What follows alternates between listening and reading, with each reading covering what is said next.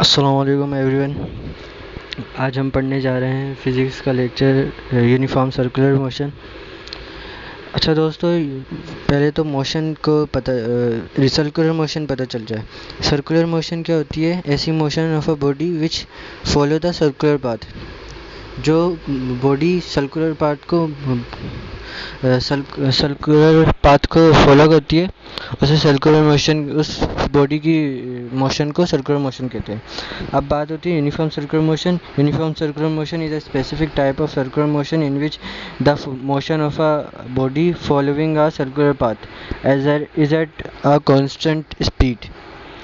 The body has a fixed central point and remain equidistant from it in any given position. तो when an object goes around in a circle, the description of its motion becomes interesting in many ways. To better understand the circular motion, let us look at an example. Suppose you have a ball attached to a string and you may move it constantly in a circular motion. Then we observe two things.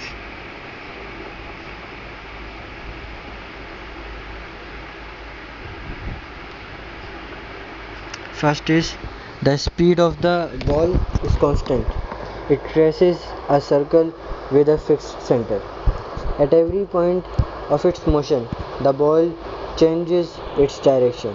Therefore, we can say that in order to stay on the circular path, the ball has to change its direction.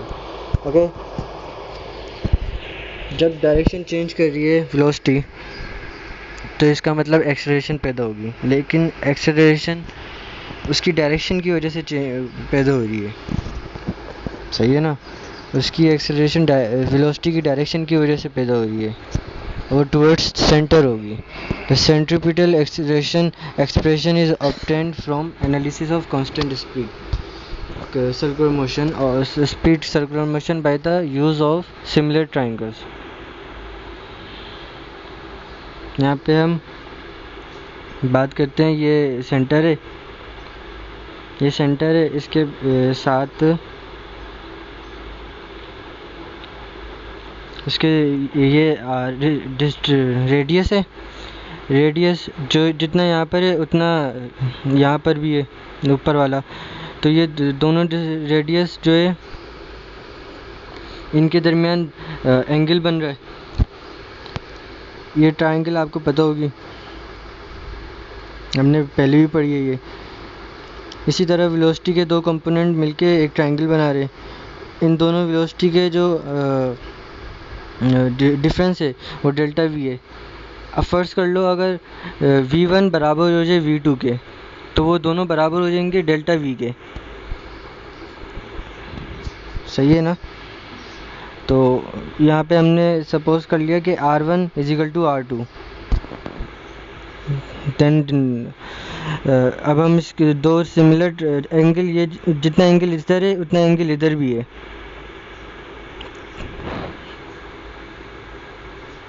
भाइयों, आप लोग बात कर सकते हो।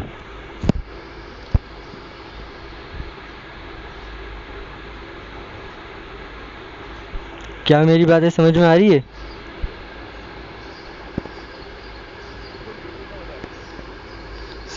Sir जी, मैं पहली दफ़ा कर रहा हूँ ना, इस वजह से।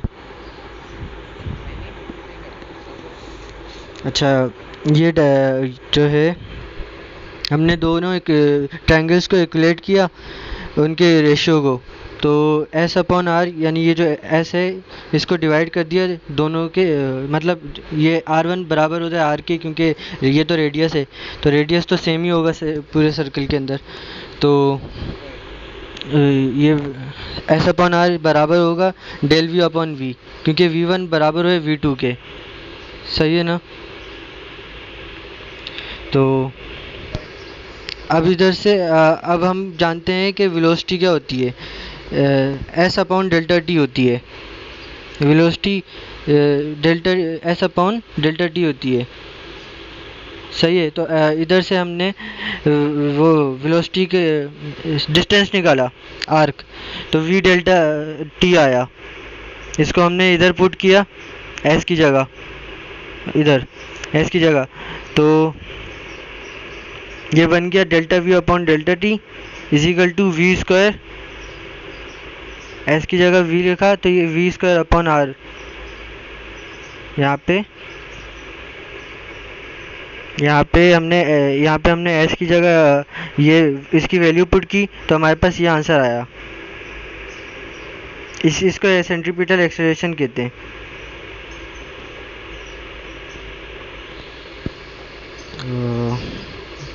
एक मिनट, आगे पढ़ते हैं। फ्रॉम द सेकेंड पॉइंट, अब दूसरा पॉइंट जो है, at every point of its motion the ball changes the its direction, therefore we can say that in order to stay on a circular path the ball has to change its direction continuously. तो ये एक important है result follow Newton first law of motion tell us that there can be no acceleration without a net force, so there must be a force associated with the circular motion. In other words, for the circular motion to take place, a net force has to act on the object. Thus, the change in direction is a result of centripetal force. जो direction में change हो रहा है वो centripetal force की वजह से होता है. सेंट्रीपिटल फोर्स क्या होती है? The force acting on a body in a circular path. It points towards the centre around which the body is moving. तो ये था. We saw earlier that a body moving in a circular change its direction continuously. Therefore, we said that the circular motion is an accelerated motion.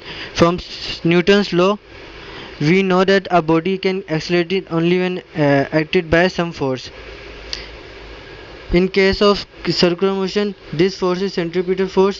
If m is the mass of the body, then the centripetal force on it is given by F is equal to mv square upon r, where r is the radius of the circular orbit. अब इसके अंदर terminologies of circular uniform circular motion की बात की जाती है. तो इसके अंदर दो टर्म यूज़ की जाती है, टाइम पीरियड और frequency. To study uniform circle, we define the following terms. Time period is taken by the ball to complete one revolution. It is denoted by t. If r is the radius of circle of motion, then in time t, our ball covers a distance is equal to 2 pi r. जबकि frequency क्या होती है? The number of revolution our ball completes in 1 second is the frequency of revolution. It is denoted by f, and f is equal to 1 upon t. Some examples of uniform circular motion is conical pendulum, flat curve, bank curve, Ferris wheel. आज हम सिर्फ conical pendulum की बात करेंगे क्योंकि इसको तैयार करने में टाइम बहुत लगा है. तो सिर्फ कॉनिकल पेंडुलम अभी तैयार हुआ है.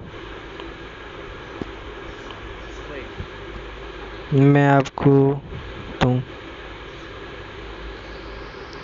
तो ये है कॉनिकल पेंडुलम. एक बॉल को स्ट्रिंग के साथ छत के साथ लटका दिया है और उसके बाद उसके ये आप देख सकते हैं. A conical pendulum consists of a bob of mass m revolving in a horizontal circle with constant speed v. At the end of a string of length L, let the string makes a constant angle theta with the vertical.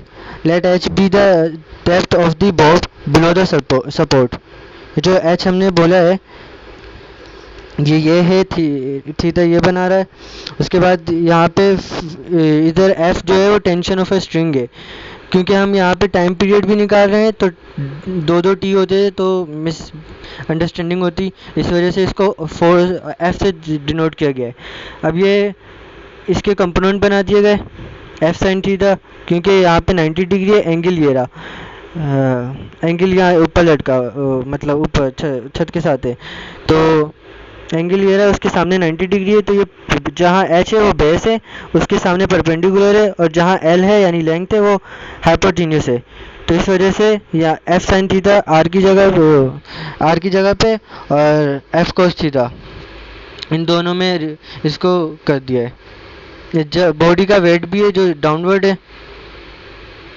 अच्छा, cos theta जो है h upon l है, यानी cos theta होता है base up base base upon perpendicular, base upon hypotenuse, तो h upon L.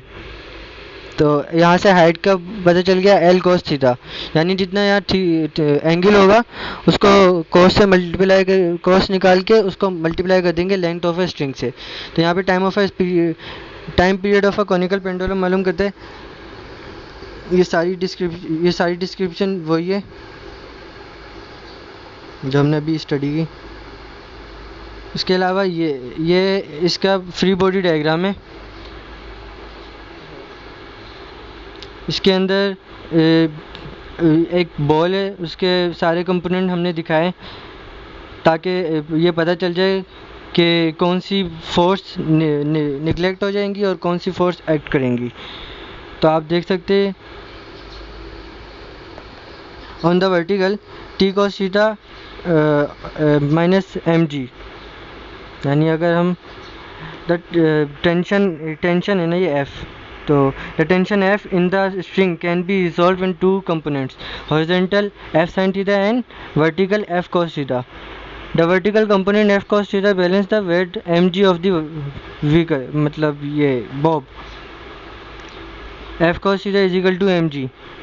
The horizontal component F sin theta provides the necessary centripetal force. F sin theta is equal to mv square upon r. तो हम इस दोनों को divide कर देंगे तो f से f कैंसिल हो जाएगा, cos sine upon cos tan theta होता है, तो m से m भी कैंसिल हो जाएगा, v square upon R G बच जाएगा। यहाँ से समझ आ रही ना? यहाँ से v की वैल्यू निकालेंगे, v is equal to under root r g under root tan theta, यानी v यहीं का यहीं रह जाएगा, दोनों तरफ रूट ले लेंगे, ये आर जी उधर चला जाएगा टेन थीटा के साथ, तो यह इक्वेशन बन जाएगी।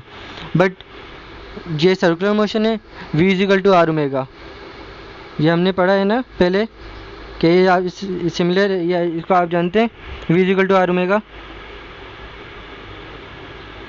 Then where omega is the angular speed and t is the period of pendulum, तो v की जगह r omega is equal to under root r g under root tan theta. तो रूट हटाने के लिए दोनों तरफ स्क्वायर लगाया, तो रूट भी कैंसिल हो गया, यहाँ पे आर स्क्वायर ओमेगा स्क्वायर लग गया। तो फ्रॉम फिगर, लेकिन हमने फिगर से देखते हैं। फिगर ये हमें बताती है टेन थीटा जो है, टेन थीटा जो होता है परपेंडिकुलर अपॉन बेस होता है। तो यहाँ पे सही है, यहाँ पे सही है, परपेंडिकुलर अपॉन बेस होता है। परपेंडिकुलर क्या है आर अपॉन बेस क्या है एच, आर अपॉन एच हो जाएगा, फिर tan theta is equal to are upon h, ठीक है ना? तो यहाँ पे इस टेन की वैल्यू डालेंगे इधर, तो हमें मिलेगा r square omega square is equal to r g into r upon h. R बाहर चले जाएगा, आर स्क्वायर हो जाएगा, जी अपॉन एच हो जाएगा। जबकि हमने ओमेगा यहाँ से आर कैंसिल हो जाएगा, आर स्क्वायर से आर स्क्वायर, और ओमेगा स्क्वायर बच जाएगा जी अपॉन एच। ये एक ये जो है गलत आ गया, आगे यहाँ पर है, ये जो omega square is equal to g upon h ये बच जाएगा। हमने रूट ले लेंगे तो ओमेगा से स्क्वायर हट जाएगा, अंडर रूट जी अपॉन एच बच जाएगा। ओमेगा जो होता है 2 पाई अपॉन टी होता है, ये फ्रिक्वेंसी होती है, तो 2 pi upon T angular frequency होती है। तो हमने यहाँ से टाइम पीरियड निकाल लिया, अब इसको पलट देंगे तो T upon 2 pi is equal to under root H upon G. इसका फाइनल जो टाइम पीरियड निकलेगा ये निकलेगा 2 pi under root L cos theta upon G, G भी अंडर रूट के अंदर है, सही है ना? ये टाइम पीरियड आया कॉनिकल पेंडुलम का। The time taken by the bob of a conical pendulum is to complete one horizontal circle is called time period of a conical pendulum. सही है। यहाँ पे एक नोट है, जो a simple pendulum is a special case of conical pendulum in which angle made by a string is with vertical is 0 यानी जो simple pendulum होता है वो कॉनिकल पेंडुलम की ही एक स्पेशल केस है, जिसके अंदर थीटा जो एंगल होता है वो 0 लिया जाता है, जिसकी वजह से एल कोस थीटा कोस 0 जो होता है वो 1 होता है। तो ये सिंपल पेंडुलम का टाइम पीरियड निकल जाता है, t इजिकल टू 2π√L/g। ठीक है ना। इसी वजह से for conical pendulum theta less than 10 time period अपटेन is almost the same as. लेकिन जब हम कॉनिकल पेंडुलम में एंगल जो है वो 10 डिग्री से कम लेते हैं तो जो same as the time period of a simple pendulum having the same length as that of the conical pendulum. Hence, when performing an experiment on a simple pendulum, the teacher advises not to increase theta beyond 10 degree. अब हम दूसरी जो term है tension of a string ये find करेंगे, क्योंकि हमें numerical में इसकी बहुत ज़रूरत पड़ेगी।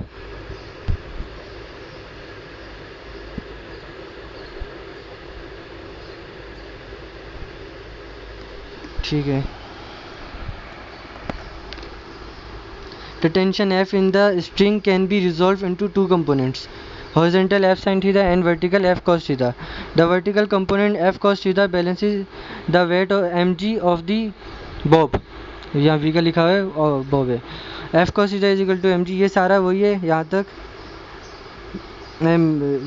वर्टिकल जो वो है हॉरिजॉन्टल हमने कंपोनेंट ले लिया, उसके बाद हमने इसको स्क्वायरिंग करवाई दोनों, फिर हमने ऐड कर दिया F square sine square theta plus F square cos theta square is equal to M V square upon R whole square plus M G का होल स्क्वायर। तो एफ स्क्वायर कॉमन ले लिया, sine square theta plus cos square theta is equal to M square into V square upon R का whole square plus M square जी square. यहाँ G square लिखना भूल गया मैं। एफ स्क्वायर और ये sign square theta plus cos square theta 1 होता है, तो ये सिंपल हो गया, दोनों तरफ रूट ले लिया। दो फाइनल इक्वेशन ये बनी है, F is equal to M under root V square upon R का whole square plus ji square. Now tan theta is equal to we square upon R G is equal to R H. हमने पहले देखा यहाँ पे tan theta कितना था, V square upon are G. फिर हमने यहाँ पे देखा tan theta is equal to are upon H, तो हमने दोनों को एक साथ कर लिया, यानी टेन थीटा यहाँ से हम वो इक्वेट कर लिया, v square upon R G is equal to are upon h. हमने आगे ये किया है। तो जब हमने आगे ये किया तो यहाँ से वी स्क्वायर की वैल्यू निकली r square g upon h. इसको हमने इक्वेशन नंबर 5 में पुट कर दिया। मेरे को आगे लिखने का दिल नहीं था, इसलिए मैंने तस्वीर डाल दी है। तो किया था, तो F is equal to m into under root r square g upon h multiply by 1 upon r, ये सारा प्लस जी स्क्वायर उसी का वो है। वो क्यों नहीं आ रहा, एम इजी मैं बोल के तो m is equal to M under root r g upon h, r से आर कैंसिल, ऊपर सिर्फ एक आर बच गया, नीचे आर नहीं है, तो आर जी अपॉन एच का होल स्क्वायर प्लस जी स्क्वायर। इसी को और सिंप्लीफाइड कर दिया, स्क्वायर लगा दिया, तो आर स्क्वायर जी square upon h square plus जी स्क्वायर कॉमन ले लिया, r square upon h square plus 1। तो एफ इजिकल टू स्क्वायर है तो हमने बाहर ले लिया, F is equal to m g under root 1 plus r upon h का होल स्क्वायर। अच्छा, ये tension in the string of a conical pendulum. इसके बाद जो है सर ने एक असाइनमेंट दिया था, वो पिछले साल के लिए था, तो ये असाइनमेंट हम लोगों के लिए तो नहीं है, लेकिन मेरा ख्याल है कि आ सकता है, ये पेपर में दे सकते हैं सर। तो इसका लेकिन मेरे को सॉल्यूशन मिला नहीं है। अगर किसी कोई इसको सॉल्व कर ले तो मुझे बता दीजिएगा। ये असाइनमेंट है और इतनी सी क्लास थी हमारी। मैं आपको ये बता देता हूँ ये मैंने किस तरह बनाया, क्योंकि हम असाइनमेंट जो है वो फ़ोटोज़ नहीं खींच के डाल सकते, क्योंकि वो ब्लर आएगी और फिर वो पढ़ने में अजीब सा लगेगा।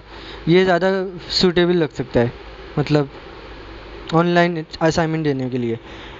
तो मैं बताता हूँ मैंने ये कैसे किया।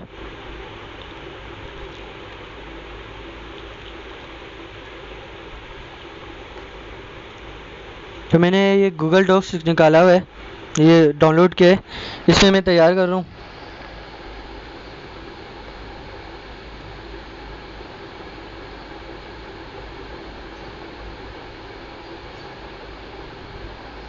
ये नया डॉक्यूमेंट खोला, आप देख सकते हैं ना।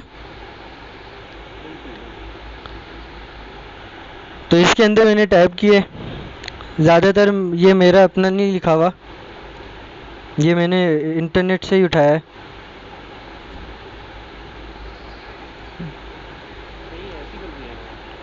हाँ,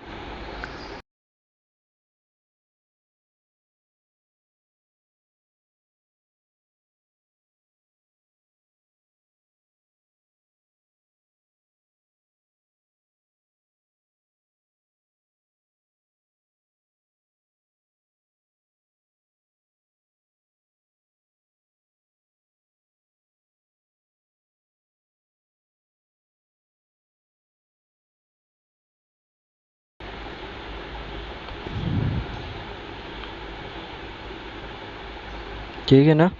तो आप यहाँ से जाके पढ़ भी सकते हैं अगर वो समझ ना आ रहा हो तो।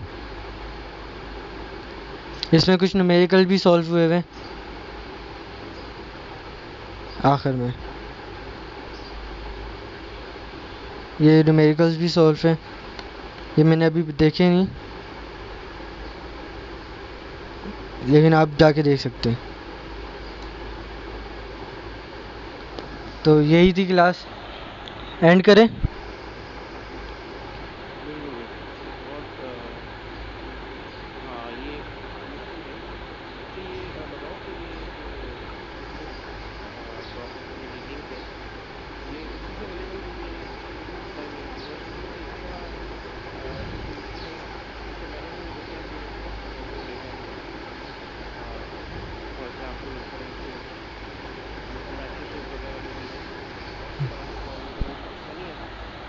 मैट्रिसेस, मैं समझा नहीं।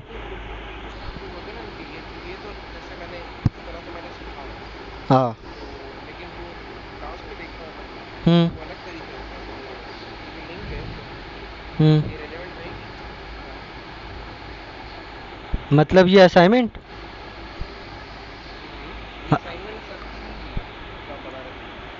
नहीं ये असाइनमेंट नहीं है, असाइनमेंट 4 टॉपिक्स हैं वो अलग है। मैं उसके बनाने, हाँ, उसको अगर इस तरह बनाएंगे और हम अगर सर को भेजेंगे तो शायद सर एक्सेप्ट कर लें, लेकिन सर ने ऑफिशियली ये नहीं बोला कि आप ऑनलाइन बना के दीजिए, ऑफिशियली नहीं बोला, लेकिन ये बेहतर तरीका है देने का, ये कह रहा था मैं।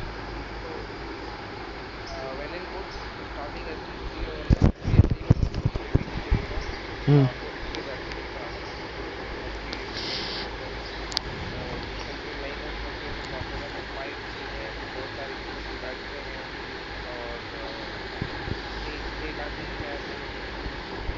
हम्म।